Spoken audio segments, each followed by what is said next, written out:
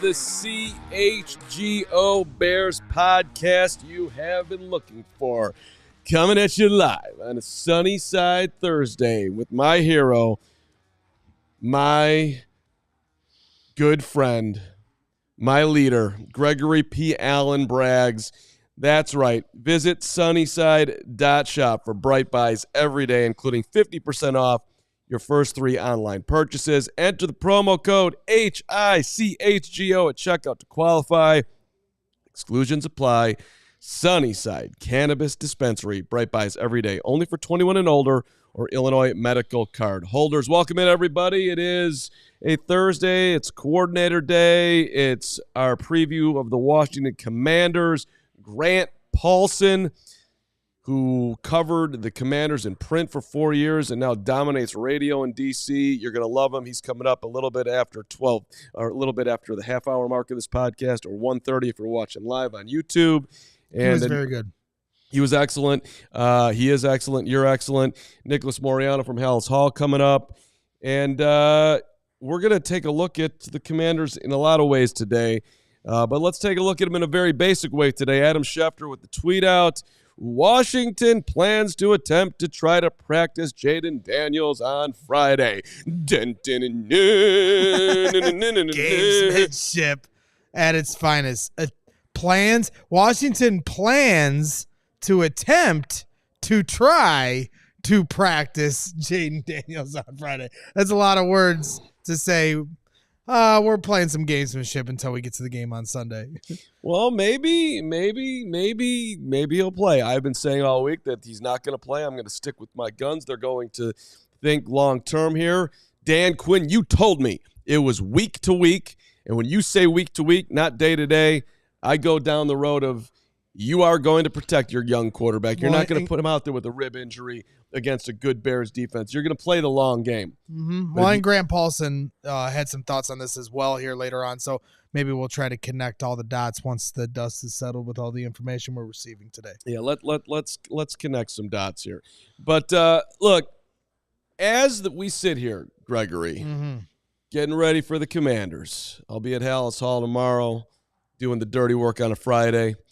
I promise you a great one-on-one interview with somebody. But, you know, as we get ready for a football game we've been waiting for a while. By the way, come watch it with us. Almost Home will be your home on Sunday. It's going to be – first of all, it's $10. We're basically giving it away. Come on in, Almost Home. In Wrigleyville. I don't have the address right in front of me, but it's Clark and Grace. Yeah, in our events. If you look if you go to Almost Home Bar and Grill, it's in Wrigleyville. We spent a lot of time there over the summer with the Friday 120 clubs. Steven, if you're trying to find it, it is in events. I got you, my friend. But yes, here coming up October 27th, starting at 2 p.m. I'll be there. Steven and I plan on being there for the start of the first games at noon. So if you're coming through, you want to get your spot early, we'll be there. But at 2 o'clock, the party officially starts. Pre-game show probably around 2:25, right? An hour before kick, like we always do. Live pregame, that's how that works, live Greg. Post-game. It's going to be a lot of fun. If you go to allchgo.com/events, you get your tickets. Come on out. Live Briggs and Brown show. Corey Wooten's going to be there. Briggs, Brown, Carm, me, Hogue. Going to be a lot of fun. Crystal. Steven Nicholas. Crystal's going to be there. Bears, Commanders, huge game. Come on out. Have some fun. Wear a costume if you'd like. If you like free events, this is the event for you. And by the way, yes. I think tickets are like $10. But you get a drink with that ticket. So it's essentially free. It's essentially free. So come on out. We hope to see you at Almost Home on Sunday. It's going to be a party. And what time are you? You know what's interesting to me? I just learned that you and Steven are making plans. Nobody invited me to get there early. Well, yeah, we do this thing where we build the set. I know that you think like these magical fairies come and build the set at all these live events we do. Yeah. But somebody has to build the set, and typically that person is not you. Hey, Carm, can you help come build a set? Sure, absolutely. I'd love to help you guys. I'll do anything for this show. Okay. But it's fine. If you want to I build the set. You want to build the set. I'll build a set. I'll build a set right now, buddy. All right. Sorry for insulting you. Yeah, Come thank build you. the set. All right. We'll be there. All right. Bright so and early. Everything's going right on Sunday at Almost Home. A lot has gone right for the Bears to be in the position that they are in today.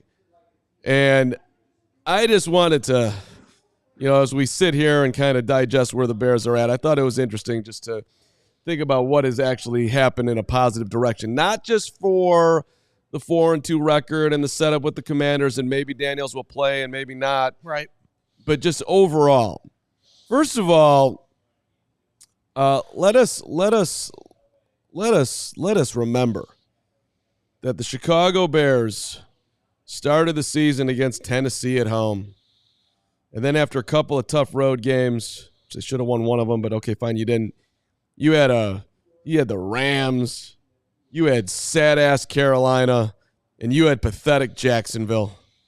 It's been a schedule made from the football gods for the Bears to start the season here, just on as far as just an easy runway for a rookie quarterback. It's been lovely. Yeah, it's kind of laid out exactly how we thought it would when we did our schedule release show, all the way back in May. I mean, it was a while ago, and now we're here at this point, living in the reality of it. And yes, the schedule laid out perfectly for all the thoughts of, man, that week 1 matchup wasn't, a prime time. It wasn't, Bears Titans didn't really leave a lot to be desired. Well, it was exactly what the doctor ordered when you see how much the Bears weren't ready to play in big time games. So you get a win, kind of gifted to you right out the gate. They did not deserve to win the game in any way, shape, or form. Right. And if they were playing probably anyone else on the rest of their schedule, they probably do not win in week 1. But they did. And so they did.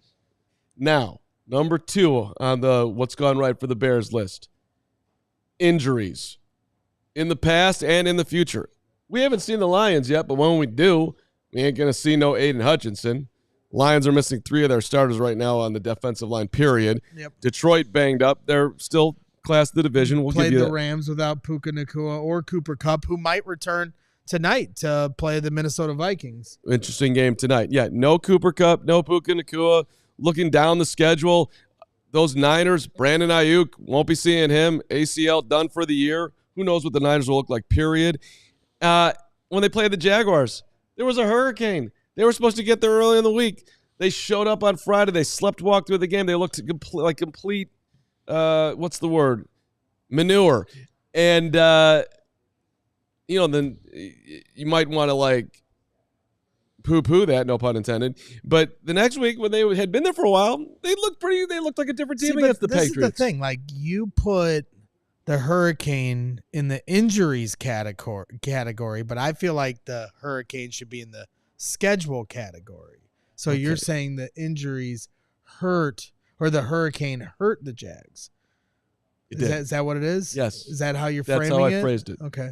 This was in the pre-show meeting, by the way. Now Braggs is bringing it to the show. Well, I don't think it feels like more of a schedule thing than an injury thing. Well, to me, that was an injury that happened from a natural disaster. That they were hurt from the hurricane. They were hurt from the hurricane. They were. When you say it out loud like that, it makes a little more sense. Thank you. All right.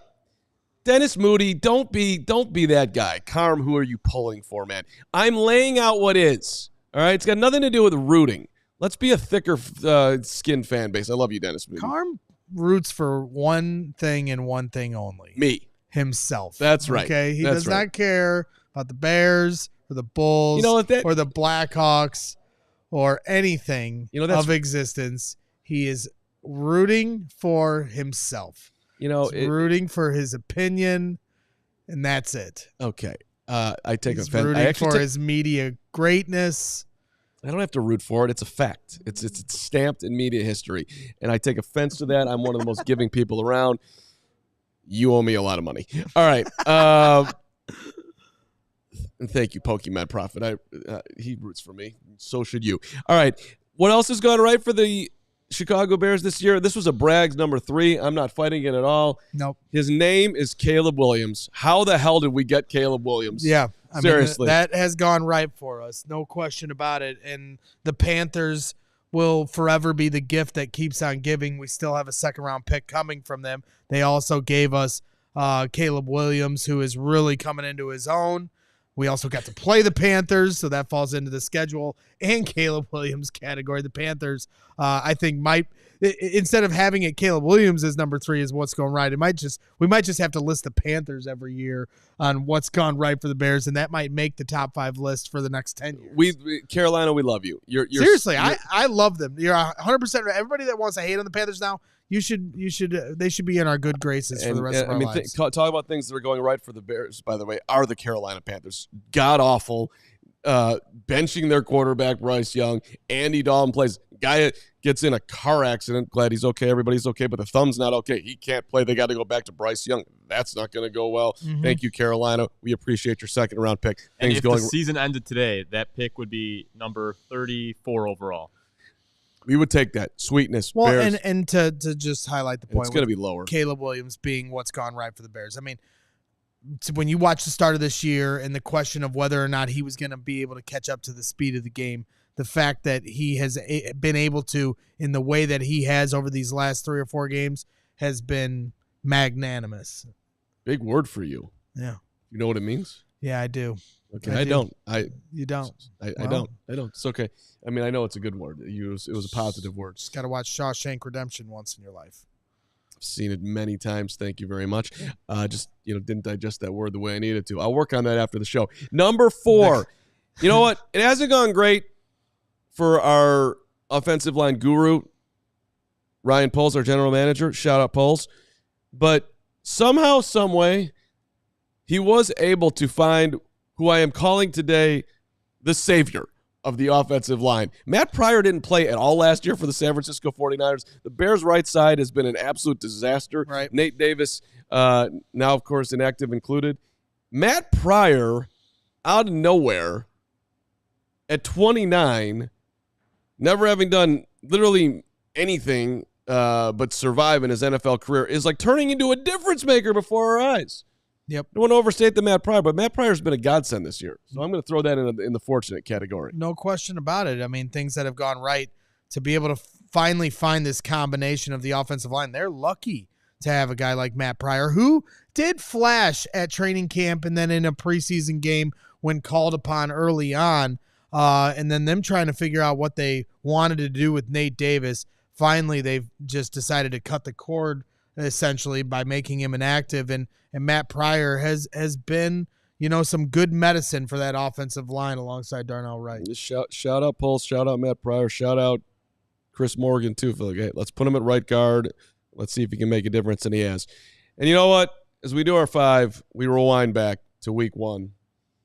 And I always want to thank quarterbacks who are falling to the ground, about to hit their face, and just decide that I am this talented, that I can flip this ball up into the air and just literally have one play, give you a victory that the Bears were not going to get that day. Seriously. Thank you to Will Levis. You are the man. He makes our top 5 of what's gone right so far for the Chicago Bears, and rightfully so, because if Will Levis doesn't gift wrap week 1 to the Bears, right now the Bears are sitting at 3-3, and this game here coming up with the Washington Commanders on Sunday has a little less juice to it, right? And the narrative around the Bears is much different than this. You've got fans dreaming about the playoffs right now, a realistic pathway to the playoffs. But if it wasn't for Will Levis, I feel like the narrative around this team right now would be much, much different, and probably something where we'd still be looking ahead to next year. I think the Bears, because of Will Levis and this first half schedule, have given themselves an opportunity to kind of be a step ahead of the schedule that Ryan Poles has put this team on here for this Caleb Williams era and the window that's just now opening. I was walking around yesterday and I was thinking to myself, you know what? I haven't done a song all season long. And that ain't right. That almost sounded like a song. Whatever. Haven't done a song all season long. And that ain't right. And that ain't right. Well, I don't have to get it right, but the song season long, and that's a building block. Don't you let me do the lyrics. I thought we were having a moment there. No, not yet. But I'm working on it. And the point is that, I mean, maybe it could be a tune about how it all started with Will Levis. And a kudos to Levis. That's probably not it, but just know, I know. Thank you, Nathaniel B. I know that you guys are missing me singing. I miss me singing, and I will be singing at some point this season. I don't know when. Don't want to force it, but it's coming. Maybe a Christmas album. Could be a Christmas carol. Not holiday. just a carol. I want a whole album. You wanted maybe we'll go album. I'm not going to shy away from that. All right. I want to get into this large game on Sunday in a different way, as we line up all. We did all the top 5 lining up things for a reason, which we will pay off right after this. That's right. But first, Gregory, ComEd can help businesses save money by becoming more energy efficient. That's right. I didn't know ComEd did that. Well, they do. That's exactly right. The Energy Efficiency Program can help find up to 35% in energy savings. Wow. So what do business owners have to do then? It says, what does a business have to do? Listen, it's called ad-libbing. Yeah, we don't need you to do that. Just sign up for a free facility assessment at ComEd.com/biz. So why aren't more businesses doing it? Well, and this is where you can go off the board here. Maybe they forgot the website. What's the website? It is ComEd.com/clean. No, it's ComEd.com/biz. Well, we got to make sure we get it right, and that's why I have you here to give me the correct information. It says ComEd.com/clean. It says ComEd.com/biz. Well, you can go to both. Biz. It says ComEd.com. Well, then we You're need fired. to fix ComEd. the top of this screen. Follow the script. ComEd.com/biz. You're fired. ComEd.com/biz. ComEd.com/biz. ComEd.com/biz. That should do it. ComEd.com/biz. Terms and conditions apply. Offers are subject to change. Actual savings will vary by customers' energy usage and rate. The ComEd Efficiency Program is funded in compliance with state law. And I also want to give a shout out to our friends at Factor Meal Kits. Warmer, beautiful days may be behind us, but you can fuel up for the beautiful winter that's coming with tons of Bears victories with Factor's no prep, no mess meals. Meet your wellness goals. Someone to my left could really focus on in time for summer and in time for winter and in time for all seasons, thanks to the menu of chef-crafted meals with options like Calorie Smart, Protein Plus, Keto. Factor's fresh, never frozen meals are dietitian approved, ready to eat in just 2 minutes. So no matter how busy you are, even if you're like going on every podcast across the land and coming on this one too, you'll always have time to enjoy nutritious, great tasting meals. 35 different meals. There's 60 add-ons. It's straight delicious. This is what you do. Do it right now, by the way, right after the show or while you're watching the show. Head to factormeals.com/CHGO Bears 50. Use that code CHGO Bears 50 to get 50% off your first box plus 20% off your next month. Code is CHGO Bears 50 at factormeals.com/CHGO Bears 50. 50% off your first box, 20% off your next month while your subscription is active. Okay. Bears fans, I think we got a brace for this. This is an actual litmus test. This is real. The Commanders are a test. Let me tell you something about the Washington Commanders that you might not have dived into, Gregory. Washington, 4th in the NFL in yards per game, 384. All right, the Ravens are first. They're not that far away, 461. The Bears, by the way, are 24th. And by the way, those yards, they come through the air and they come through the ground. So why Eric Washington, the Bears defensive coordinator, said today that the challenge we have in front of us this week goes to the extreme. We face a very efficient, potent offense that is a leader in most statistical categories. Well, he overstated a drop, but they are 12th in passing, 1531. Yep. Second in rushing, 1158. Balanced as hell. They're tied with the Ravens for the most points in the NFL, 31.1. It's a touchdown better than the Bears. That's wild. They've scored 34 or more 4 times. They've scored 38 or more 3 times. All right. Brian Robinson is 18th in the NFL rushing the football, 384. Jaden Daniels is 21st We don't have anyone close to that. Their top receiver is Terry McLaurin. He's 12, 454. Our top is DJ Moore, 41st. I know there's factors for this, but I'm just underlining it. Their top running, their third running back, by the way, or second running back, excuse me, is Austin Eckler. He's 50th in the NFL. They are doing it in a lot of different ways. So this is a major challenge. Major. Now, it's also a major. That defense ain't great. They're giving up 27.2, 28th in the NFL. All right. Passing defense, not good, 29th. So there is an opportunity for the offense, but the offense is going to have to score a lot of points.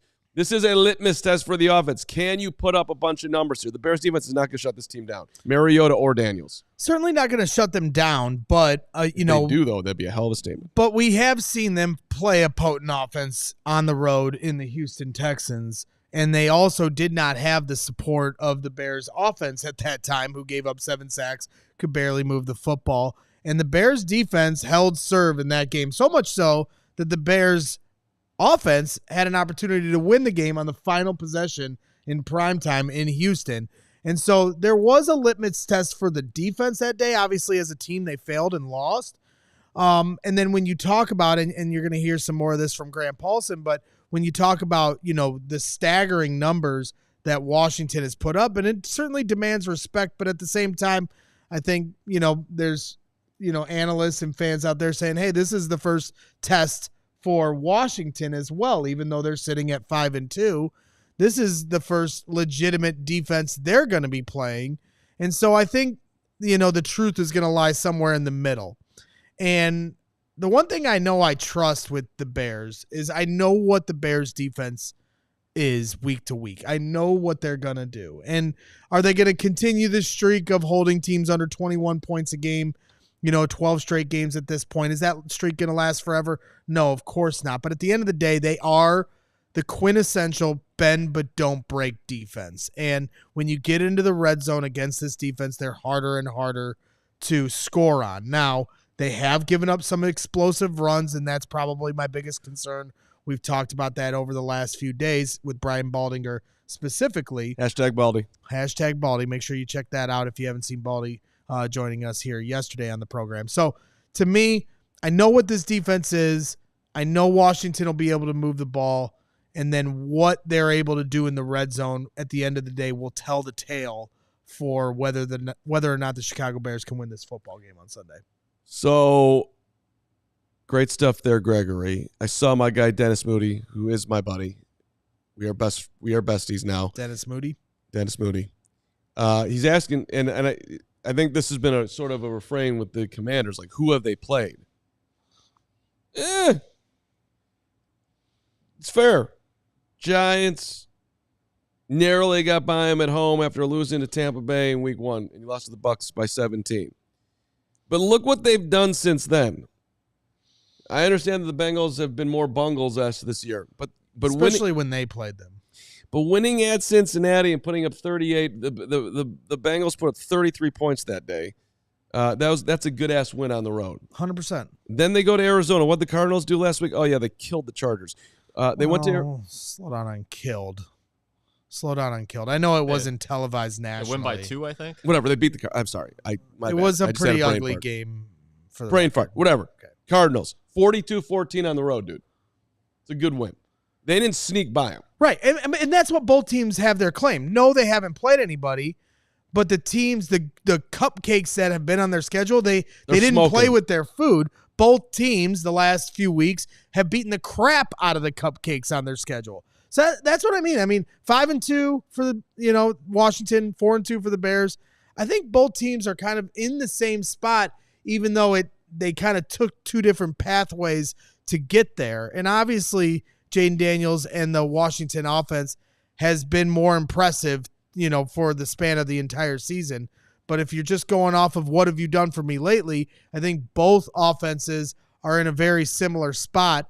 And now the Bears have started to find their identity here. So, you've got an opportunity here if you're Caleb Williams to go up against a secondary. And Steven, you and I were talking about it on the drive up. This is a secondary that I think Caleb Williams, or we think that Caleb Williams and these wide receivers can attack. Yeah, I mean, the one guy I'm looking at for the Commanders is Benjamin St. Juste. He's not good. He allowed 70 catches last year on the season. This year, he's been just as bad, and I think this is going to be a big DJ Moore game because of it. He's been kind of promoted by default to their number one corner spot.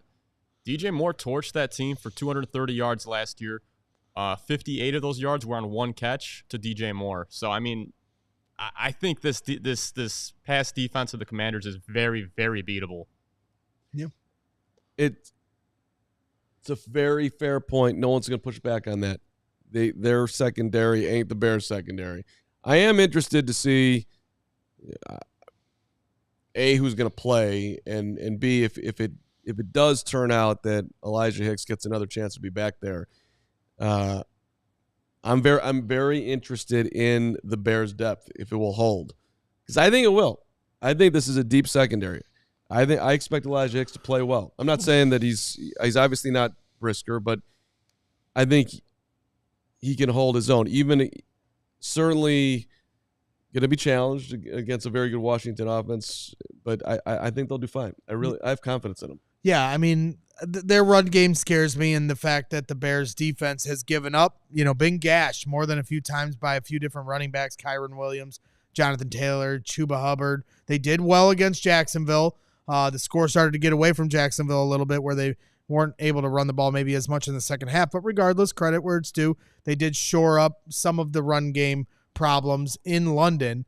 But obviously this run game is a potent attack for Washington and going to be a real challenge for the Chicago Bears. I was talking last night with my guy Phil Atoshin, a.k.a. Draft Dr. Phil, on his show, of course, Tape Never Lies Network, and he brought up a really good point that I think is interesting. I haven't heard anybody bring up, and that's this could be the Jack Sanborn game. You can't see it here on our set, but we got the Jack Sanborn jersey, the Sand God jersey here on our table, and I think this is an opportunity for them to unleash the Sanborn on Washington, play three linebackers, and try to stymie this Washington run game. I thought that was a very, very salient point from Phil last night to institute, the linebacker trio that we really don't see that much of with the Bears. A lot of times it's only two linebackers out there, but every time Jack Sanborn is out there, he's making plays. So unleash the Sand God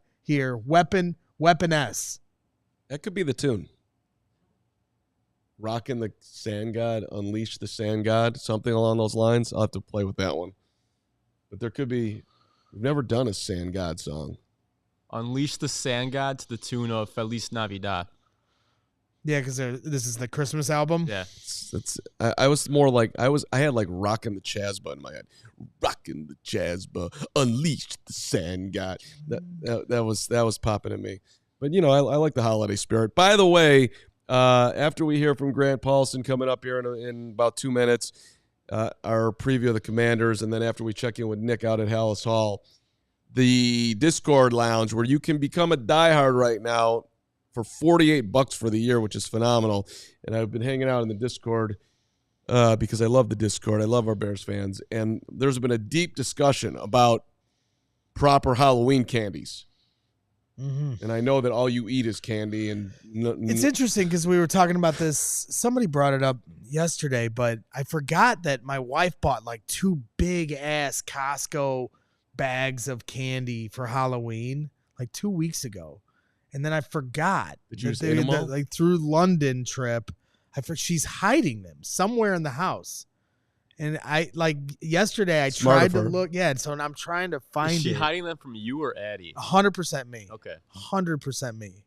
This is all and he eats. a little bit of Addie. I mean, Addie and too. I'm not going to bus toss my 6-year-old child, but it is both of us. But it is interesting, and I'm going to find that candy today. I promise you. The Dave Mann with Enter Sand God, that could be good.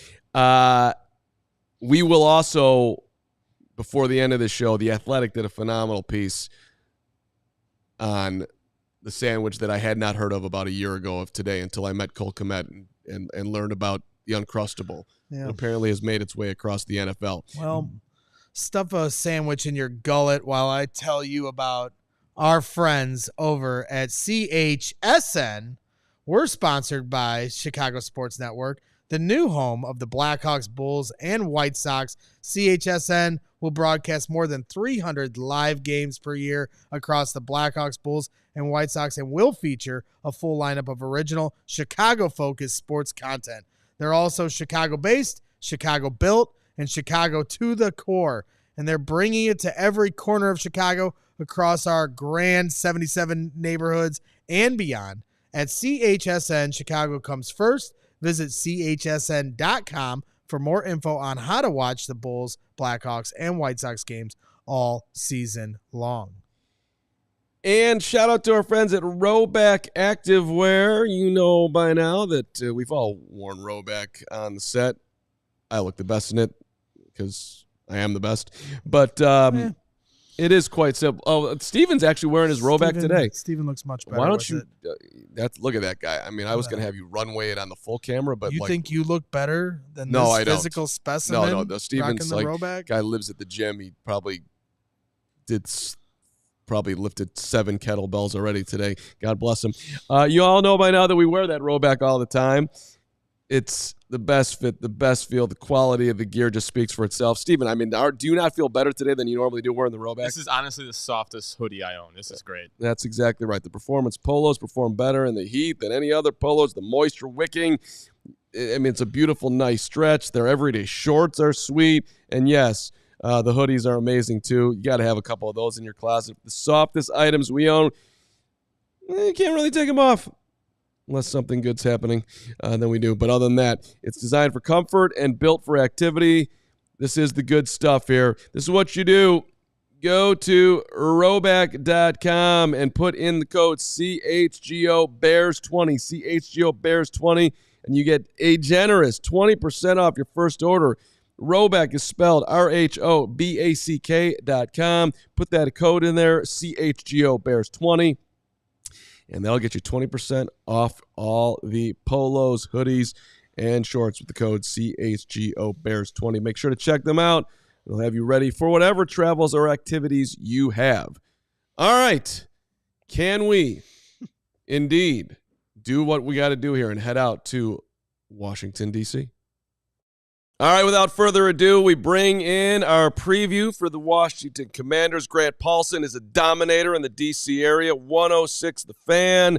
He's also crushing it on MLB Network Radio. He does some TV, too. So Grant knows his stuff here, Gregory. Hey, Grant, if Dan Quinn was in place last year at this time, would Montez Sweat still be a Washington Commander and not a Chicago Bear? Do they regret that move at all? I don't think they regret the move based on where they were. Now, if they had fired Rivera the previous offseason and hired Quinn, to your point, then yeah, they would not have probably traded Montez Sweat. But you got to remember that part of why they traded him was because they were trying to add as much to the offering basket, so to speak, as they could for prospective GMs and head coaches. They had arguably the most money to spend last offseason. They had arguably the best draft situation. And so they used that to go lure Adam Peters from San Francisco, their new GM, who several teams have wanted and nobody's been able to get to take a job. And then he was able to choose Quinn, although you can make the case that they won't admit this. Maybe he was their second or third choice or something. They say they wanted him all along. It's obviously working out. But the long-winded answer is the sell-off of Sweat and Young and all the decisions they made last year were based on essentially bottoming out so that they would have the best pick possible to get the quarterback right, which it looks like they have, and to get the best GM possible. So following up on that, and Gregory, get in here. Sorry, I'm taking the first two questions. Do you think if the Commanders had the first pick that they would have taken Jaden? No chance, right? Or what do you think? That is a great question, honestly. It's something we've been talking about this week. The way they talk about him publicly and have since they drafted him, I think it would be easy for someone to say yes. But I have a hard time believing that. I think you put your guy over when you make that pick. I think they probably, sitting 1-1, would have taken Williams because he was kind of the unquestioned top prospect in the process. I don't have a great answer for you, though. I would like to think that everything that they've said since they drafted him made me think that they just fell in love with the kid right away, They liked everything about him. He checked all their boxes. So I would say it's very possible, but that was never a consideration at any point, according to like the draft experts, that possibly Daniels was a better prospect than Williams. So it would be hard for me to imagine that. I mean, it feels like we're kind of talking about two good options, when people try to compare and contrast between the two. No, we won. They lost. You find yourself trying to denigrate the other side to make your point, but really both quarterbacks are right now on the correct trajectory of optimism for both cities. So I think you really couldn't go wrong with either quarterback. That being said, how surprised are you that it has taken off this quickly for Jaden Daniels and Cliff Kingsbury? Yeah, I'm stunned. I mean, specifically just the offensive scheme in Kingsbury, who I was whelmed by the hiring of, I would say. I was maybe lukewarm on the hiring. I mean, there were a lot of things about what he did in Arizona, and I don't mean as a head coach, but schematically, offensively, that I have questions about that don't work that well. The lack of motion, the stacking your receiver on the same side of the formation. Some of those things have changed, but he has done an outstanding job. I mean, Jaden Daniels gets the most of the credit as the biggest piece of the pie here, obviously, and understandably so. But he left, and for 3+ quarters this past week against a bad Carolina team, albeit, they went and scored 30 points with Marcus Mariota and didn't miss a beat. They punted one time in the game, which is kind of what they've done all year long. But yeah, they're number one in scoring. This is one of the great offenses statistically in terms of moving the ball, getting points, not getting off the field on 3 and outs since like the greatest show on turf, Rams. I mean, that's the comps that we're seeing right now. It's pretty amazing. So Daniels has been way better than I anticipated at avoiding sacks. He's been outstanding both in the pocket, throwing the football, and obviously as a runner. And then on top of that, I think Kingsbury's been much better than advertised. The marriage has been tremendous. So I'm jumping in now. You got 2, I'm getting 2. This is a competition over here, Grant. So I don't like my co-host, Grant. You should know this. so the question, I guess, is now with Jaden Daniels injured and potentially either Marcus Mariota starting or Jaden Daniels playing banged up. Yes, they took care of business against the Panthers, but how much different would the attack potentially look against a tough Bears defense where if Jaden were to play, you saw that he was kind of protecting himself after that injury. And this rushing attack is one of the best in football. So is it going to have to look a little different than what Washington has been doing here these first 6 weeks with this run pass option, a lot of counters, a lot of different looks at the line of scrimmage with the way Washington's been running the ball?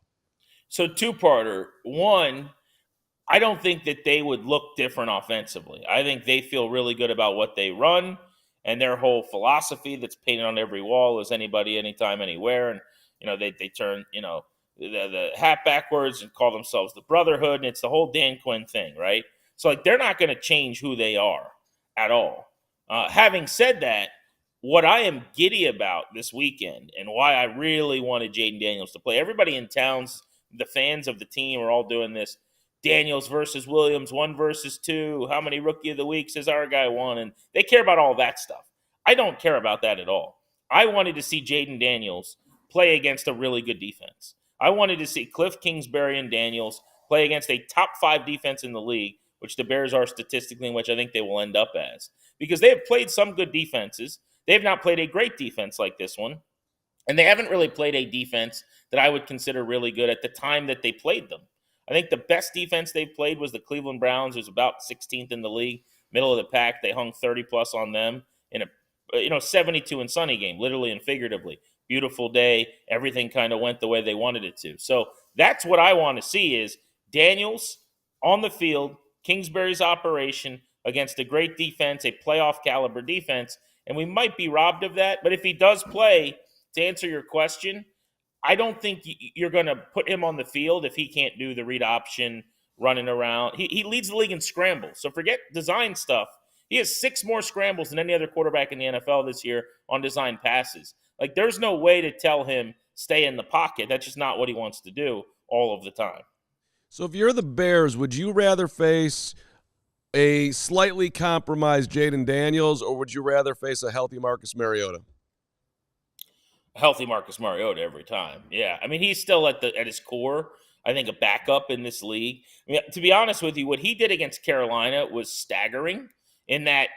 So if you look at EPA per play, it was like the number 8 EPA per play quarterback performance all season long by anybody. They didn't, as I said, they just moved the ball seamlessly. I think he had 5 incompletions, a couple of touchdowns. He basically looked like Jaden Daniels. I don't mean as impressively. Daniels is better physically in every way as a young ascending superstar, but he just put up Daniels' numbers that he's been putting up all year. But we were all in the press box going, wait a second. Like, we were making Mariota jokes after the first drive when they went 3 and out. He had a bad preseason. Oh, I shouldn't say bad, but he didn't really flash in the preseason. He was banged up and hasn't really played since. He came into one game when they blew out Cleveland at home, and the offense sputtered and couldn't do anything. Now, none of that it should be held against him. It's just to say what they did against Carolina, I think you got to wonder a little bit. How much of that was the Panthers had several defenders missing from already the worst defense in the NFL? Whereas with Daniels, there has been nothing but excellence. I mean, their worst performance against Tampa Bay in week 1, which I don't even think is fair to use as the comp at this point, was the only time we've seen them not play at an elite level. Weeks 2 through 7 has been top 2, top 3, top 5 in almost every category. And you guys know this in Chicago very well. I mean, these guys are learning a lot every week. The difference between Caleb Williams in week 1 or 2 versus now is night and day. So I don't think it's fair to look back at that Tampa game and take a lot out of it in the first game ever. So, yeah, the answer should absolutely be, if you're a Bears fan, you should want Mariota because he's not the guy who is top 5 in MVP odds right now. Yeah. So, I mean, to try to get you into some speculation, I mean, that's the question. That's the $1 million question. What is ailing Jaden Daniels? We understand it's the ribs, but do you think it's bruised ribs, cracked ribs, or broken ribs? Like, they're going to play smoke and mirrors with this, but like, what would your best guess be? Yeah, by all accounts, and based on everything I've gathered, I don't think he has a broken rib. I mean, in fact, supposedly, according to the CBS broadcast during the game, x-rays were taken. His mom pretty quickly tweeted he's fine. The team, I think, even came out at some point and suggested they weren't broken. I think Dan Quinn was specifically asked that on Monday, was there a fracture? And he said no. So this feels like a cartilage injury to me. I'm not a doctor. I don't know. It's obviously painful. But remember this. I mean, he came back out onto the sideline during the game. I covered the beat for 4 years. When guys are pretty seriously injured, they don't come back out onto the sideline during a game, number one. Number two, after touchdowns, he's raising both hands in the air like he's a referee, right? He's a rib injury. Now, I'm sure they pumped him with something or gave him something. I guess I should say allegedly or whatever I need to say.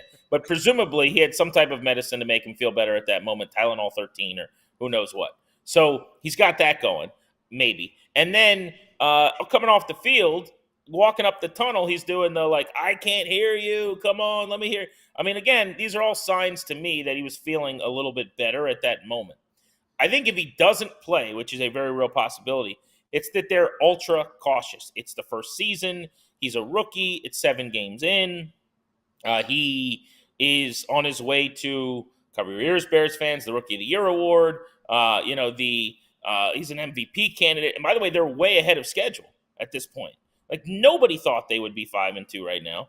Nobody thought they'd be a playoff-bound potential team. So you just be extra careful in a game that is in conference but not in division. After this week, they have 3 division games in the next 4 weeks.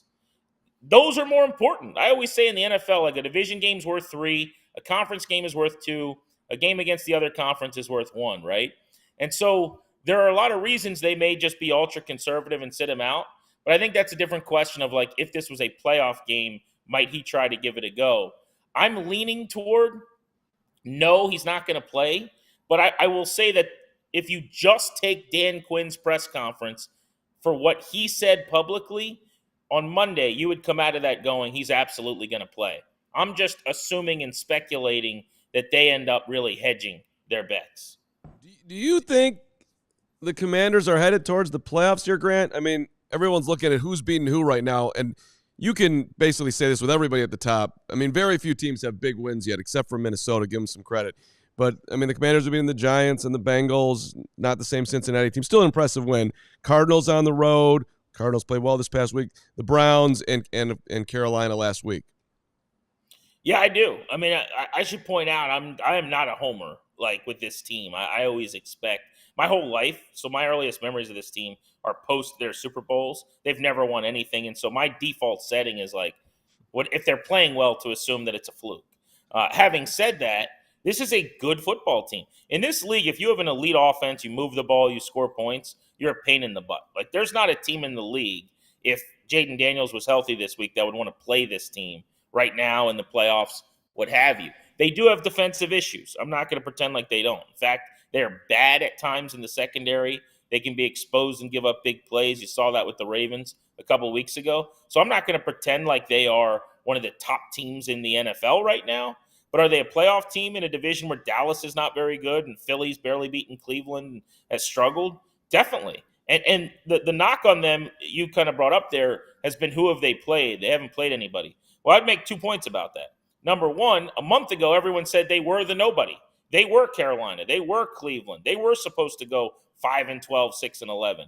And now the argument is, oh, but you're not playing anyone. So they're clearly in a different bucket. That's number one. And number two, I would just point out that they're not beating these teams. They're dominating them.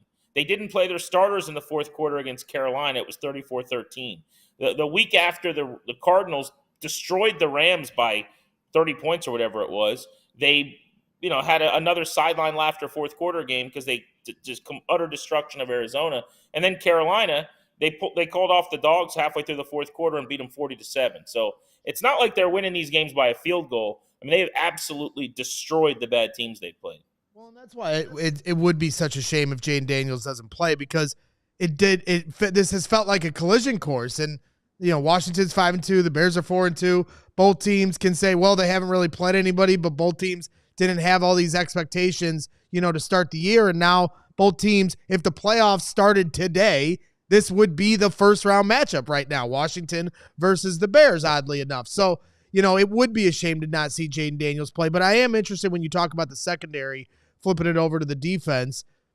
For the Chicago Bears, if you were to give them advice on how they should attack that secondary, who are you picking on first?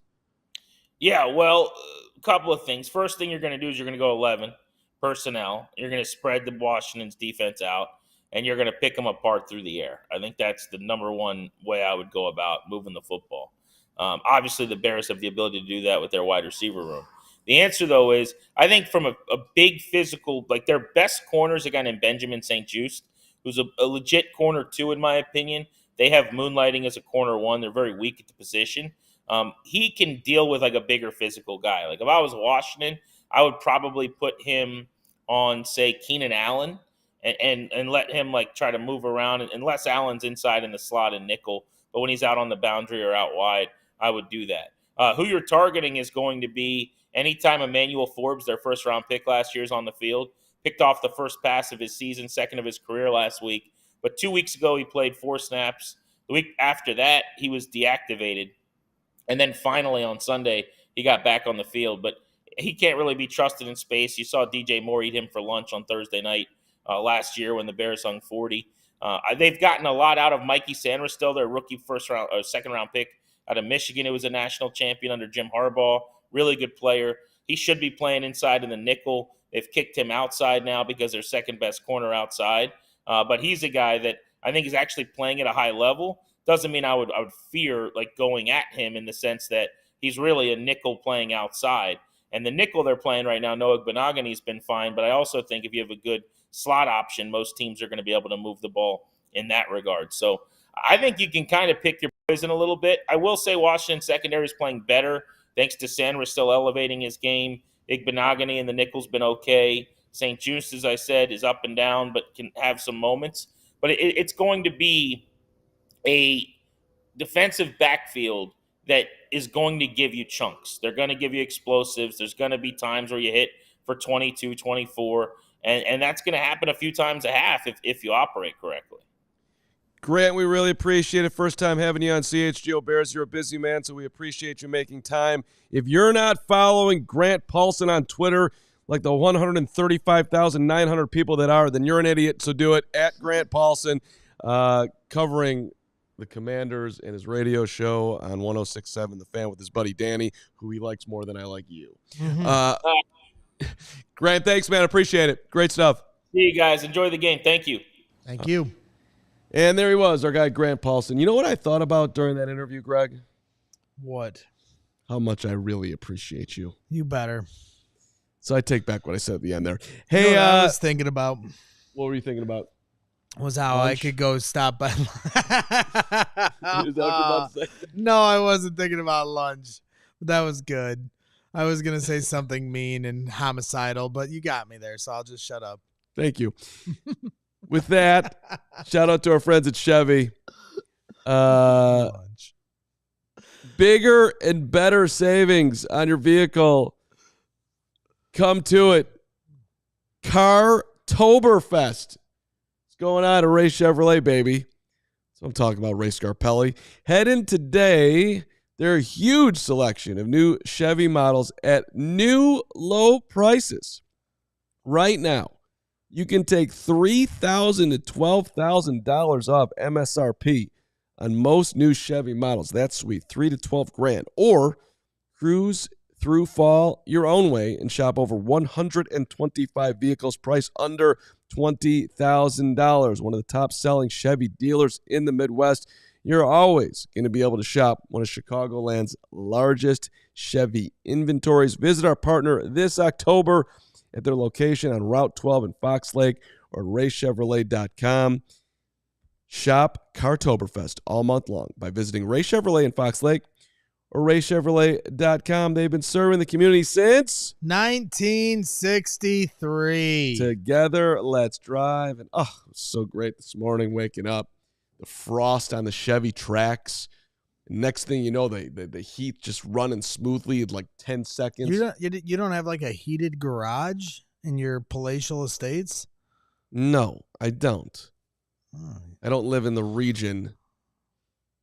The Hogue Mansion? And no, I don't live in the Hogue Mansion. All right, forget about maybe someday. Hey, hit the like button for our guy Grant Paulsen. If you enjoyed that interview, hit the like button for the great Greg Braggs. And hit the like button for Nicholas Moreano, joining us now live from Halas Hall. It's coordinator day. We haven't touched on any of that yet. And, Nick, I know that you got to talk with one of the key players, the former Commander, now Bear, Montez Sweat, who we just mentioned as well in that interview with Grant. Nick, good to see you. Good to see you guys, too. Really quickly, Grant looks just like my uncle. Like, when I saw him there, I'm like, what? Why are you guys interviewing my uncle? And then realized it wasn't, but seemed like a great last few seconds I caught there. But yeah, it's good to be back with you guys. Hey, shout out to your uncle Grant and Grant Paulsen. All right, well, here, let's start with Montez, and I know we're going to play some of this, but why don't you set up the whole scene here with 98 and of course the guy that people would want to talk to today with the Commanders straight ahead. Yeah, and this was actually Montez Sweat actually did his interview outside of the locker room. So it was the first time being part of that. I thought, again, went really smoothly at how they're kind of changing things here with how the interviews go. But he talked about facing his former team in the Commanders, what it's like having a winning record at this point in the year, because that's new to Montez Sweat. And if he hopes Jaden Daniels plays in this game and plenty more. So here is the Give me interview just a that second, Nick. I'm Montez bringing Sweat. that in. What? Okay, I saw you pop up on there. I'm like, Yeah, oh, that that's was- not that was Montez me, Sweat. yeah. They're about the same size as Stephen Nicholas and Montez Sweat with the That's arms true. there. But That's true. So I got it already now. similar biceps for sure. very similar. Very similar. Very. But Here we yeah, go. Montez, here you go. It's right here for you guys. Feeling refreshed. It's gonna be good just to go back and see some of the guys got drafted to and created some great relationships with. It's gonna be good just being back in the stadium. When you were traded, were you offended by that? I mean, I think like any other player would be, they'll be a little offended, but I mean, at the end of the day, I know it's a business, and I understand what comes with that. So I was offended, but I didn't take it personally. What got you through that or over it, if you are over it? Yeah, just being around just the guys here. They welcomed me in with open arms. Yeah, and it was one of my better seasons that year that I got traded. And yeah, it was. So I think just being here and the guys welcoming me in, it just got me well accustomed. When you reflect on the trade, Montez, what's been the biggest benefit? What are you happiest about? What do you like most about what's happened? I don't know, man. It's many factors. I mean, I got my first Pro Bowl. I got paid. It was couple things that fell into that. But I mean, I think I'm happy just being somewhere that I'm wanted. So being a place where if they want me to be here, where I got a spot. So How does that affect how you play? What does that do for you? What kind of motivation, or what does that do for what you do on the field? yeah, it just creates a good environment. When you're around guys that you want to play for, you're around coaches that you want to play for. You go harder. I think that's a big part of the game. Did you feel a winning record at this time of the season for the first time in your career? What's this been like for you to be off to a start with a team that looks like it's got a chance to go somewhere? Yeah, it's exciting. We got everything in front of us. We control our own destiny. So yeah, it's great being on the winning side of things. For sure. Does it feel a little different than past years where you get to this point? You know, you're staring at a steep climb. It definitely feels different. We're just happy, more happy.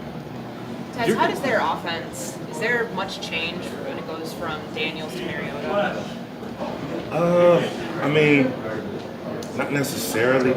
I want to say it's actually. I mean, Mariota's a veteran guy. He's seen a lot of ball, but they obviously both great on their legs and can get out the pocket and throw up the ball. So it's not much change, but yeah. So really two talented quarterbacks. Are you hoping Jaden plays like you want to face their QB? I mean, it's not up to me. Or would you prefer I to? don't. I don't care, honestly. Both of them is good on their legs, and both of them can throw the ball outside the pocket, so it won't make a difference. Daniels has been so good at running to his right. I mean, as you kind of like on the scouting report on that, like what do you notice about him being able to? Yeah, I do notice he likes to get out to the right and throw actually like to pass while he runs. But I mean, I feel like he's a very dynamic guy. He can go on both sides and throw the ball. But yeah, just good QB. Just I see you're getting together with all the defensive linemen on Thursday Night Football. Like, just what went into that, and what do you guys get out of that? Yeah, last year when I first came, that was part of the reason why they welcomed me in so well. The first week I was there, we went to a dinner at the Marcus Walker house that he took care of last year for the D linemen. And just this next year coming up, I just decided to take on the responsibility. So every Thursday we meet at the house, we watch the game, we watch film, we eat, we play games. It's a great time for the D line. Yeah, what do you guys get out of Defensive that? assistants available? I mean, we get a lot. We watch film, we go over just bouncing each other off of ideas on how we might attack our man this game and stuff like that. But mostly, I just feel like it's team chemistry. Like I said, you play harder and you want to play for the man next to you. In the name of human nature, you had to have circled this game on the schedule, right? I mean, not necessarily, but it's here now, so we here. You just gotta just be where your feet are. I mean, and you want to do damage, right? I mean, I want to do damage every week. So maybe this week is maybe a little bit motivation, but not. It's just another week. Right, you just told us a story in London that you were jokingly getting restless because the offense was staying on the field so long. What's that like to be in a situation where you're itching to get back out there and you're not able to? Yeah, it's a different type of feeling because I'm used to just 3 and outs and get back out there. Sometimes it gets frustrating, but you embrace those things. But to be on the other side of things, I'm just hungry and waiting for your opportunity to get back out there and make some plays. Montez, as well as this defense has played this whole year, especially lately, will this say more about where you are right now against an offense that is as good as the Commanders? Is this a test of another level? I mean, yeah, for sure. Obviously, they got to get the quarterback situation right. It may not be the same offense that's been on the field the whole year. But I mean, yeah, when a good defense goes against a great offense, it's a great test, and we're looking forward to it. Couple more, please. What do you think about where the defense is at? You guys talked about some really big ambitions coming in. Do you feel like you're meeting those, or do you feel like there's another level for you? I feel like we're definitely on track to having a great D. I feel like we could definitely do a lot better in our run defense, but I feel like we're on track to achieving all those goals for sure. Thank you. Thank you, Tez. Thank you, Nick. Great camera work. Great presence. Any top takeaways from that from you? Yeah, just being, happy just being somewhere where he's wanted. Like, I thought that really stood out. And obviously, the Bears make the trade to get Montez Sweat. And, Mark Potash has a follow up question. What does that do for you? He's like, you just go harder, right? And I think we've seen that from Montez Sweat. And, And I think the quote about wanting to do damage, he wants to do damage every week. But I think even for him, maybe if he wasn't, um, as expressive with it, I think he wants to do damage against his former team, the Commanders. But yeah, he's looks like everything's from the trade. It's all positive for Montez Sweat. The contract, obviously, like I said, being on a team that's wanted now. Hit the like button for Tez. Hit the like button for being wanted. Hit the like button for being appreciated. It's easier to work in an environment when you know that people love you, and that's what I feel from you every day, Greg. Well, that's the wrong feeling that you're getting, so I don't know where that's coming from. Yeah, it was interesting to hear their relationship with DeMarcus Walker and some of the things they're doing off the field as well. But I want to flip it over, and talk about Eric Washington, and I know that he spoke to reporters today and kind of, with everything we had filming Briggs and Brown this morning, didn't really get a chance to hear too much firsthand other than the reporting that you put on Twitter. So love to hear kind of the rundown of some of the thoughts you had from Eric Washington here today. Yeah, shout out to Patrick in the press conferences putting all those tweets out. I only did a couple, so shout out to Patrick. But he was asked, what does Cliff Kingsbury do well? And one of the things that Eric Washington highlight, packaging plays, but also having multiple personnel groups, but having extreme balance with that, you guys. He said he couldn't really get a tell from all the different personnel groups. So he couldn't pick up on tendencies, and that's going to make it a little bit more difficult when you see, regardless of who's out there on the field, at quarterback, wide receiver, tight end, running back. It's hard to pick up on the tendencies that Cliff Kingsbury is kind of dialing up for this offense. So that's one of the things that he highlighted there. And, I think the big question that everybody's wondering, do things change offensively for the Commanders, whether it's Marcus Mariota or Jaden Daniels? And just from the consensus of talking to some defensive players and now hearing from Eric Washington, even Matt Eberflus, not really. They think that they're going to run their offense schematically. It's going to look the same. And even when Mariota went in after Jaden Daniels got hurt, they were basically running that same offense. So regardless of who you see, it's going to schematically look the same. I think just Jaden does provide you a little bit more explosiveness if he gets off the edge. So that's something that Eric Washington also highlighted. And the thing he was asked in the press conference, does it make it easier? Since you're, if it's the same kind of offense, does it make it easier? He didn't say that necessarily. If anything, it's like the skill sets. You have to be wary of the skill sets. He said Mariota has experience, seen a lot of defensive football, and makes quick decisions. So that's something that maybe, obviously, at this point, Jane Daniels doesn't bring because he is a rookie. So those are things that Eric Washington has on the top of his mind as he's preparing to face his Commanders offense. Nicholas Moreano joining us live from Halas Hall, where the Bears have signed tight end Joel Wilson to the practice squad, former undrafted free agent from Central Michigan. Wilson taking the place of Tommy Sweeney, who's placed on the practice squad injured reserve. And for a full breakdown of Joel Wilson, stay tuned for Brags After Dark next Monday night. He will give you the full details on Wilson, who diz out of Petoskey, Michigan, which is in northern Michigan, which is in range to where I go to tennis camp in the summers at beautiful Boyne Mountain. Petoskey is a great region, and they've got a lot of good athletes up there, and Wilson could be a key signing. What part of the hand? The thumb. Second finger. Second finger. Oh, Petoskey's up here? Yeah. Okay, thank you. There you go. Very good. Being clear. Yeah, good job. All right, more importantly, Nick, did Shane Waldron say anything that stood out? It was funny. Right before I went on, I was looking at Patrick. I'm like, what are the top takeaways again? So I had to go back and read the entire transcript. Like, he says a lot, but here's what I identified as things that I think our viewers, you guys should know about. He was asked why, what's getting the offense flowing? What are some of the things that are making that happen? Waldron mentioned elite communication throughout the last several weeks. I think that wasn't obviously the case when the season began, but he mentioned that elite communication, and he credits just having a steady approach, whether the Bears win or lose coming on Monday, having that same approach and kind of going through the offense, going through the film, everything. So elite communication, steady approach is equating to better offensive output on Sundays.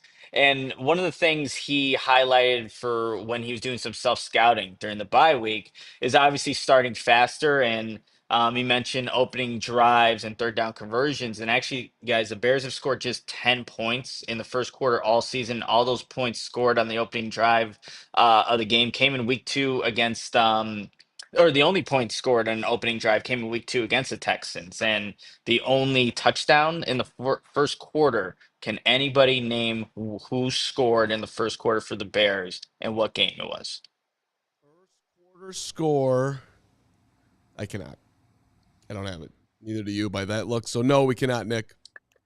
DJ Moore, 34-yard touchdown against the Panthers. That's the only touchdown you've seen from the Bears offense in the first quarter. So obviously that is an area that the Bears, need to get better at. Cole Kmet actually talked about that on Monday, as well as an area where the offense can improve. So got to do that if you want to, really just stay consistent with the offense. It also just be with the rest of the NFC North too. They put up points and they do it in all 4 quarters.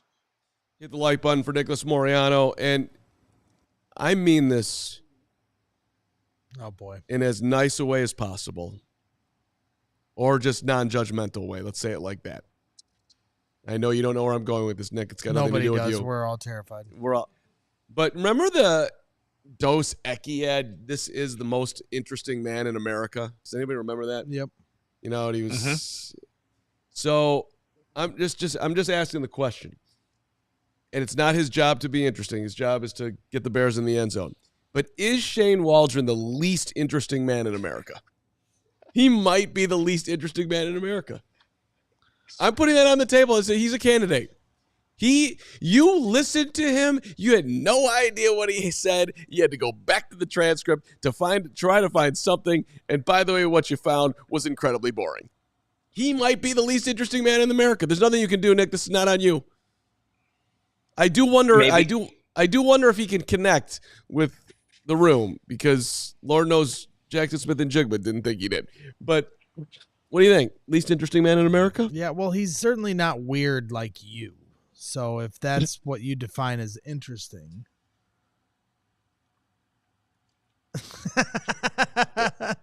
I don't know what to say to that. I am interesting. I am fascinating, and Yes, I am certainly fascinating. Yeah, it's probably fine, but I think he might be the least interesting man in America. So Nick, back to interesting thoughts about this game. We're looking at, obviously everybody wants to focus in on whether or not Jaden Daniels will play, but I don't know how likely the chances of a guy like Jaquan Brisker or Kyler Gordon being out there. Obviously Elijah Hicks, made an impact, in London, and now, he gets to play his second game in a row potentially. Did you have an opportunity to talk to him? And if so, what are your thoughts on him being able to kind of make a bigger impact here in a bigger, NFC matchup? Yeah, Eric Washington spoke highly of Elijah Hicks, just kind of being ready and, making that play in the end zone. I actually got a chance to talk to him so he can break down that play. A little extra for Bears fans who haven't become diehards yet. I'll just put this one out there for free. But he was saying that, he actually should have had probably an interception on that play. If he had just read his key a little bit sooner, he would have been in the throwing lane that went to Gabe Davis. It wouldn't have just been a breakup. It would have been a interception. But that goes back to years of just being coached and also, taking that coaching the right way. But I asked them on facing just the Commanders and what they do offensively. And I've been watching a couple of games from the Commanders, and I prefaced the question by saying it seems like they throw a lot of eye candy at the defense. They'll maybe throw a bubble screen and throw a fade behind it. They'll do a lot of motion. And he agreed with what I was seeing. And he said, you just got to be clear on what you guys are running, clear on your assignments, good eyes. And he said, this is cliche, but you have to do that really every week. And they do a lot of different things, Elijah Hicks said. And obviously Jaden Daniels can do some things with his legs like we were just talking about earlier. And actually Hicks played Jaden Daniels in college when Jaden was at ASU and Elijah Hicks was at Cal, and he said there was a lot of he was a big third down scrambler in that game. He would just kill you when he would convert with his legs. So if Daniels does end up playing, they'll be wary of that, but he does believe the D-line and the coaches have a good plan in place for the Commanders and whoever they're facing. And I asked him too, is there a difference with the quarterback? And he said, again, the offense pretty much the same, scheme same, and Mario can run too. So just things to be wary of as, we're all going and waiting to see what this matchup looks like on Sunday. Well, you talk about reading your keys, and later on, if you get a chance, watch the Briggs and Brown show coming up here at 6:00 here tonight. Link is already up, but I asked them about when they did their Commanders Bears preview, and asked them about the different disguised looks that Washington will give you at the line of scrimmage in the run game, and Briggs and Brown really dialed in on understanding what your keys are and don't let those counters get you out of your keys. And I thought it was really insightful conversation and something that I think is going to be a big key to this game here on Sunday. Just like this show. That's right. Thank you. Nick, if the Bears win on Sunday, what happened? What happened? I think Caleb Williams and the offense just took advantage of a defense that, again, will give you different looks, but there's a lot of holes on that defense, you guys. So I think that will be a part of it, and they'll win because that Bears defense is going to be a lot tougher than some of the defense they have faced. Baltimore, no joke. They're a good defense, but this Bears unit, I think, can get after the quarterback, but also has a secondary. Even if Jaquan Brisker, Kyler Gordon isn't there, we've seen guys come in and play well. So I think for this Commanders offense, Kingsbury is going to have to do a little bit of things differently, especially if the Bears can, use their eyes and stay disciplined in this matchup. Hey, Nick, tell us one more time the amazing work that you're doing behind the scenes in the locker room that is available for diehards. Yeah, so every Wednesday, go into the locker room, kind of breaking down the tape from that week's previous game and just having the players break down some of the top plays. And this one happened to be the latest article for Diehards is on the game against the Jaguars. So a bunch of plays in there. And, when you get a guest appearance, when I'm talking to Javon Dexter, Andrew Billings is coming in there. So you get to see, how these Bears players kind of interact with each other, but also their knowledge of the game. And like I said, I'll post a breakdown of Elijah Hicks talking through his pass breakup in the end zone just for free. But you get more if you become a diehard, and that'll be ready for you every single week after the game. We'll break it down with the players and get it to everybody who reads and watches. So Nick is one of the great technical talents / nerds I've ever been around in my life. I mean, for a guy that this smooth with that look and everything he does, this guy knows the inner workings of a USB system that I just made up better than anyone. And you somehow, Nick, figured out that you can take all those talents and bring it to the Bears so you can literally basically be a coach in the locker room, getting feedback from them and then bringing it to you. It's an unbelievable thing that you're doing. I love it, and it's a great reason to become a diehard. That's right. He uses his skills. Yeah, that's credit to you, Nick. You use your skills to your advantage. Mark, on the other hand, is useless.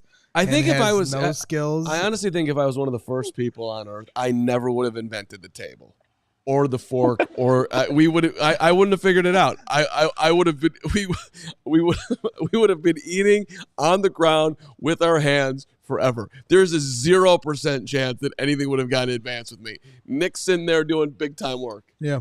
Do you think you would have invented the table? I would not have invented the table. I would have, if I had lived for 150 years, I don't think I would have invented the table. I did build a lot of houses in my day. Well, maybe you would have.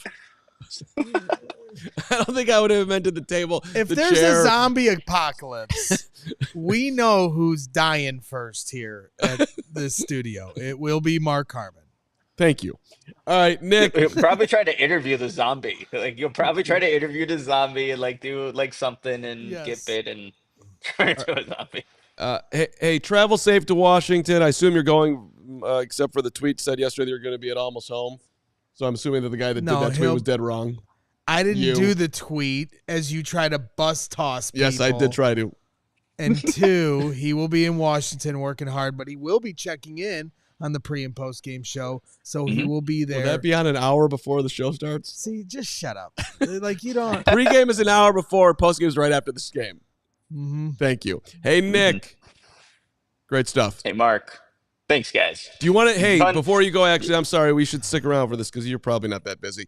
Even though I'm sure you got a million things to write. But just real quick, your top 3 Halloween candies are? Ooh, we'll go Reese's, Kit Kats, and Skittles. Off the top. What'd you guys should pick? What are your top 3? So, go ahead. What? You want? Are you going to do this segment with him? He has to work. Well, he asked a question. If he didn't, if he had to go, he would say, "I got to go," because he's a professional and he's in control of his life. Milky Way's one. Fun size. It's funny that somebody said yesterday, "You look like a Milky Way." 100%. They nailed it. Whoever said that in the chat yesterday. I like how you register this crap in your mind. Yes, I am a Milky Way guy. Because it's such an inferior choice, but it's why is that inferior? Because it does. Because it's just too basic. It's like a 3-year-old. It's not basic. Throw a Snickers. Get some nuts in there. Get a little nougat. Upgrade yourself. 100 grand. 100 grand. 2. Okay. Also, again, fun size. Mm-hmm. Of course, fun size for everything. Yes, I'm with you. Fun size for everything. I don't know. Well. I don't know what's number 3. Listen, I'm a Skittles guy, but that's not really Halloween. The Reese's peanut butter cup is the 1 seed. Peanut butter and chocolate together. 2 is never enough. You want to eat 17 of them. The Reese's peanut butter cup is my 1. Snickers is my 2. Peanut M&M is very strong. That is a very strong situation right there. The Twix bar is straight dominant. Let's not mess with the Twix. I could go Twix all day long. I'm not a Skittles guy. I don't. But I'll give you an underrated, larger candy treat that would sort of fall under the Skittles that I would go with, and that would be the Chuckle. The Chuckle with the green, the yellow, the red, black licorice, straight underrated, delicious Chuckle. That you almost have to go to like a Cracker Barrel to find the Chuckle nowadays. The Charleston Chew, another underrated entity. The Chew, hard to chew, but great to chew. Long time to devour. Are you looking up Chuckles on your phone? I have never heard that before in my life, and I don't think I've ever had these. You know when the were Chuckle. These invented? I know what a Chuckle is. You know the Chuckle. You've made me do that from time to time. Chat, please put in there your top Halloween candy, because this was I don't like peanut butter or Blue nuts. Chew regarded chip. That's funny. So I'm not I don't eat peanut butter or nuts. So I don't like anything that has those things. You don't eat peanut butter? Nope. That's interesting. Well, and then speaking of him not eating peanut butter, as we kind of machine gun out the last couple of minutes here of the show, do you know who Len Kretschmann is? Nick, do you know who Len Kretschmann Probably is? some guy that kicked your ass. I do not. That's funny. Everyone's kicking my ass in tennis right now. I'm 0-6 and in last place, and it's embarrassing. And I showed the standings to someone the other day, and she's like, "If that was me, I'd die." Because it's, there's 9 people in this division, and I am 9th, 0-6 with 1 point, which means that I won took one set off a sad-ass Rick Aguayo who cheated. But regardless of that, Len Kretschmann, he was a wide receiver at North Dakota State, but that's not why I'm bringing him up. Len Kretschmann, out of the small town of Fergus Falls, Minnesota, he and his wife, back in the 90s, Len and Emily, they created the Uncrustable. In their kitchen, they're like, how the hell do we go upper level? How do we go peanut butter and jelly sandwich on a mass-produced level so we can get rich? Len Kretschmann, who you don't seem to have any love for because you don't like peanut butter, but guys like Cole Kmet, who yelled at me that I had never had an Uncrustable, absolutely love. The Athletic has a phenomenal piece on this, how the NFL is going through 80,000 Uncrustables a year. That per week, they eat 3,800 to 4,300 Uncrustables. That the Denver Broncos are eating the most Uncrustables of anyone on average per week at 700. They reached out to the teams and asked them, how many Uncrustables do you go through a week? The Bears go through 100. Denver's going They're 700. all Cole Kmet. Cole's eating 100 Uncrustables a week. It's and Eric Bochanton, Carman, will you show respect to the Uncrustables? I will. I have learned the value of the Uncrustable. Straight delicious. I love that it's cold and you take it out of the freezer and then 10 minutes later it's just this delicious snack. I respect the Uncrustable. I do. I'd rather have a homemade peanut butter and jelly sandwich if we're really going down to it. But the Uncrustable has a place in this world. There's no doubt about it. As a place in the NFL locker rooms. I mean, that's an insane amount of Uncrustables that are being eaten, but I get it. They're good. They're convenient. I almost bought some actually going before our London trip just to have, but I ended up not doing that. That's a mistake on me. So Uncrustables are elite, man. And the team that first adapted the Uncrustable, apparently, sadly, for the Bears, as we bring it back to the Bears, were the Indianapolis Colts. And apparently at halftime, Bears-Colts, Peyton Manning, the Colts were going nuts on Uncrustables. It was a 16-14 game at that point. The Bears were down 2, and Jeff Saturday and company were just crushing Uncrustables, and they beat the Bears 29-17. If we had figured out the Uncrustable, things maybe Rex Grossman wouldn't have given the game away, and he would have been more well-fed, and we would have won. And exactly There would have right. been another one of these in Halas Hall if we would have, started eating the Uncrustable. But there's only one. Soon to be 2 this year. Yes. They're eating Uncrustables now. It could change. The Uncrustable. Tell me, no NFL article comes out that we don't cover here at CHGO Bears. Be interesting to hear Cole's thoughts on the Uncrustables here. I know that I'm sure that'll get brought up. Are you out of energy today? No, I'm just thinking about how I can get you to choke on an Uncrustable.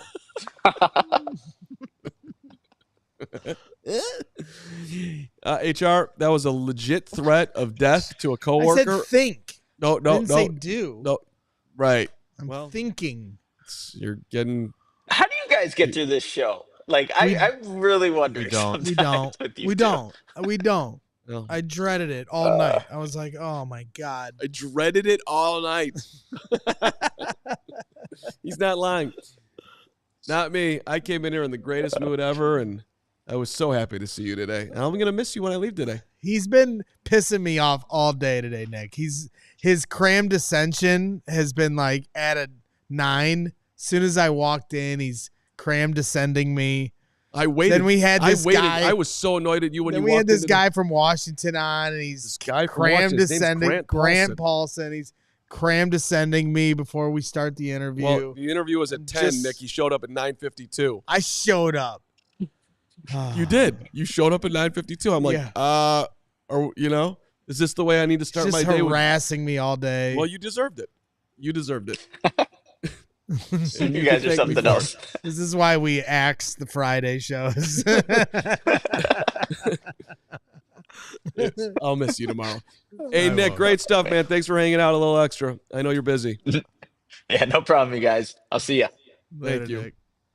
All right, Gregory, you can the Blackhawks guys got to do their show, right? No, they don't. Well, they're here. What are they? There's a game tonight. There's a game tonight. They're not all here.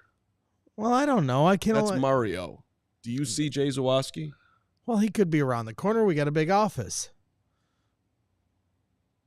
Okay. Well, there's these things that you have on the side of your heads. They're called ears, and if you open them and listen more. Who said it? Did anybody say it? Me and Steven both said it. I asked Steven, are we in a rush? And he said no, and you were sitting right there. But that's so then you heard that, and we're like, all right. It's okay. I'm going to take full advantage of the no rush. Yeah, that's correct. Because we were playing Montez Sweat, which was unplanned. Mm-hmm. And I thought that was excellent to bring. And then I wanted to get to candy corn and the Uncrustables, and we had Nick. There was a lot to get to. And I wanted to know if we needed to hurry because I wanted to be a good teammate to our teammates. Mm-hmm. Well. But I also knew that everybody else would be wanting to stay on forever. But Philosophy 1990, we will wrap it up right now. All right, we're back on. We're back with the pregame show on Sunday. Steve Hoffman. What time will the pregame show start? 1 hour before the game, Breg. It's a 3:25 game, so we'll be on at 2:25. 2:25. Taking you right Come up on out to Almost Home, out in Wrigleyville. It's been a lot of fun being there all baseball season long. Now we're coming to you at Almost Home Tavern and Grill for football season here. October 27th. Party starts at 2:00. Football starts at noon.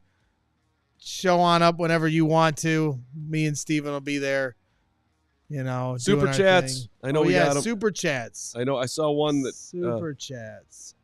First off, from our guy Bear Down Omaha, $2. Tony Gill rules. Tell him that for me, please. Tony is our new head of content, helping us every day.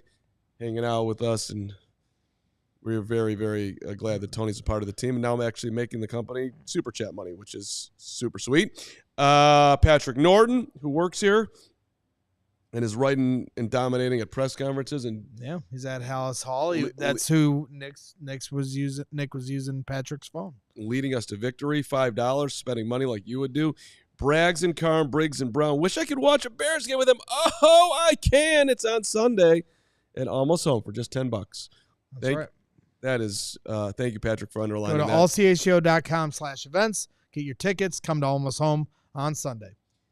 And Walter Wright just became a diehard. Love you guys. $48 now to be a diehard. Things that I love about Walter. Number one, Walter does it right. Mm-hmm. Every damn day. Walter Wright. Don't call him Walter White.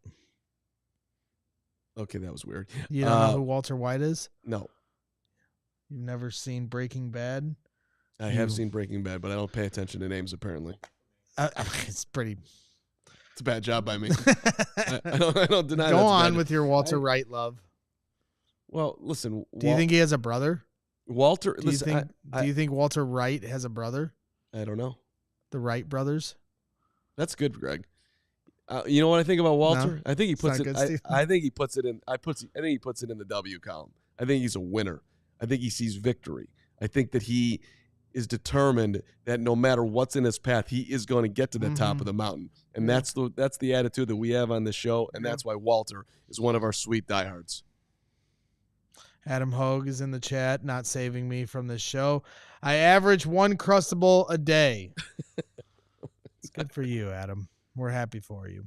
Can you give Hogue some energy if you're not going to give it to everybody else? No, I'm not. And then I think we had another announcement from a guy named Noah in the chat that he signed up to become a diehard, if you want to search that.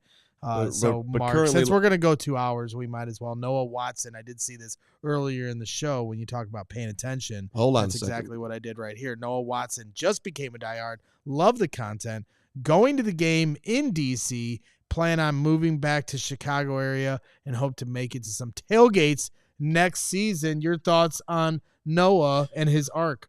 Well, exactly right. Noah's a guy that doesn't wait for you to build it for him. Noah does it himself. Mm-hmm. Noah realizes that trouble is going to come, and Noah plans, and Noah reacts. Mm-hmm. And Noah is a guy that when you have him out in front of you, you know that you've got a leader in Noah.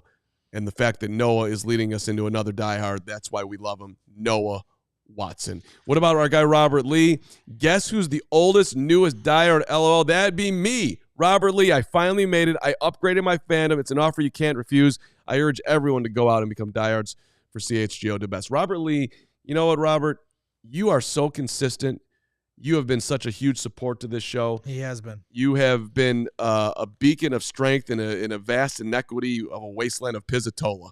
And quite frankly, Robert Lee, we need your positivity, and I appreciate it to the end of the earth. Thank you, Robert Lee, for being a diehard. You are the general of this show, and you are one of our leaders. Thank you, Robert. And Hulk Hogan, 1999. Had to switch up from Big Cram to the Hoaxster. Tired of having a parody account of a tennis player who always loses to 60-year-olds. Shake my head. In all seriousness, love you all. You guys make my week every day. The Hulk Hogan. We appreciate you. Big Cram has gone Hulk Hogan? Yeah, he's gone. No more Big I Cram. lost Big Cram? Yep. That's kind of terrible for me. But congratulations to the Hogan. Mm-hmm. Pizzatola saved me. We don't need to acknowledge the Pizzy today. Yesterday I tattooed him on my rear. Piz on the left, Tola on the right, I down the middle. Shout out to you, Pizzatola. Secret Bajan ass, as we learned yesterday. Yeah. All right, we got to go now. It's officially, it's been too long. All right, we'll see you on Sunday. Almost finally. Home. Come on home. You got the Vikings tonight taking on the Rams. So let's go Rams. Excited for that one. That's good. We don't always get great Thursday matchups. This one has NFC North implications. And for real, big game for the Vikings coming up. You got Briggs and Brown before the game that you can watch at 6 p.m. It's going to be great. Me and Poppy the Puppy are going to watch Briggs and Brown, and then we're going to watch the Rams and the Vikings, and we're going to think about how blessed we are to both know you, Greg. You should.